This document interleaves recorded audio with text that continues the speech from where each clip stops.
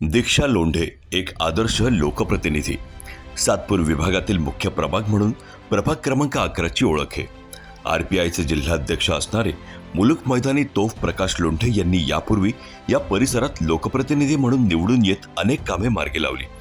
नेहमीच प्रभागासाठी आक्रमक भूमिका घेत महापालिका गाजवून सोडणारे प्रकाश लोंढे यांनी मात्र 2017 साली स्वतः उमेदवारी न स्वीकारता मनपा निवडणुकीत घरातच नव्याने आलेल्या त्यांच्या स्नुषा दीक्षा लोंढे यांना उमेदवारी करण्यास सांगितले.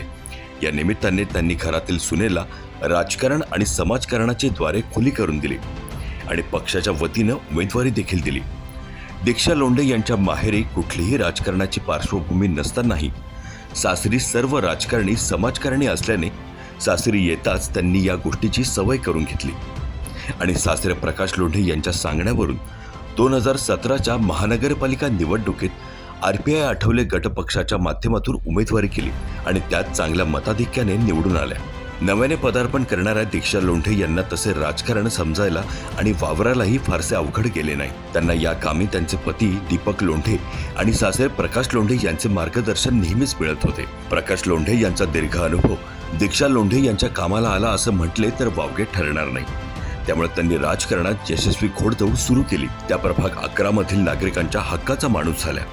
प्रभागात कुठेही काही समस्या निर्माण झाली तर दीक्षा लोंढे या स्वतः हजर राहून त्या समस्येबाबत योग्य पावले उचलून ती मार्गी लावत असतात. त्यांच्या साधेपणाने आणि काम करण्याच्या आवाक्यामुळे त्या सर्वांना हक्काच्या लोकप्रतिनिधी वाटू लागल्या. ज्यांच्याजवळ उमेद आहे तो कधीही हरू शकत नाही. अगदी या वाक्याप्रमाणेच दीक्षा लोंढे यांचे काम सुरू आहे. त्यांच्या कार्यप्रणालीमुळे आणि नेहमी गोरगरीब जनतेसाठी तसंच प्रभागातील नागरिकांच्या पाठीशी भक्कमपणे उभे राहण्याच्या त्यांच्या वृत्तीमुळे त्या सर्व प्रभागात लोकप्रिय झाल्या. प्रभागातील अनेक कामांकडे त्यांनी स्वतः लक्ष घालून ते प्रश्न मार्गी लावले. प्रभागात बऱ्याच मोठ्या प्रमाणात स्लम भाग असल्यामुळे त्या ठिकाणच्या नागरिकांच्या समस्याही होत्या. त्यांनी मनपाच्या माध्यमातून त्या सोडवल्या. प्रभागातील ड्रेनेज कामे, मोठ्या जलवाहिन्यांचे काम, पथदीपे, ठिकठिकाणी स्वच्छतागृहे, बऱ्याच ठिकाणी पाण्याची अडचण होती. त्यावर तोडगा काढत पाण्याचा प्रश्न मार्गी लावला.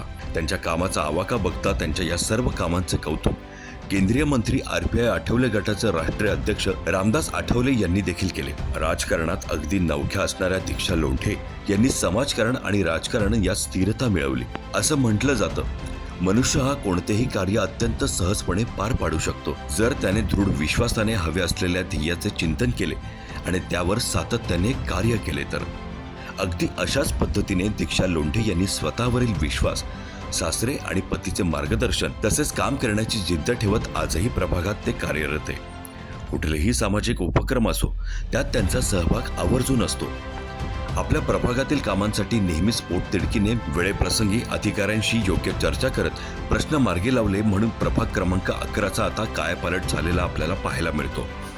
कोरोना काळात देखील दीक्षा लोंढे यांनी घराबाहेर पडून आरोग्य सेवा देण्यावर भर दिला तर अनेक गोरगरीब लोकांना किराणा वाटप तसंच गरजेच्या वस्तूंचे वाटप केले. त्याचप्रमाणे प्रभागातील महिला, युवती, युवक, ज्येष्ठांसाठी त्यांचे नित्याचेच उपक्रम सुरू असतात आणि म्हणूनच त्या समाजात एक आदर्श नगरसेविका, लोकप्रतिनिधी ठरल्या. त्यांच्या या सर्व कार्याची दखल घेऊनच त्यांचा हा विशेष सन्मान. जागर जनस्थान वृत्तवाहिनीचा मानाचा मुजरा आणि भावी वाटचालीस शुभेच्छा.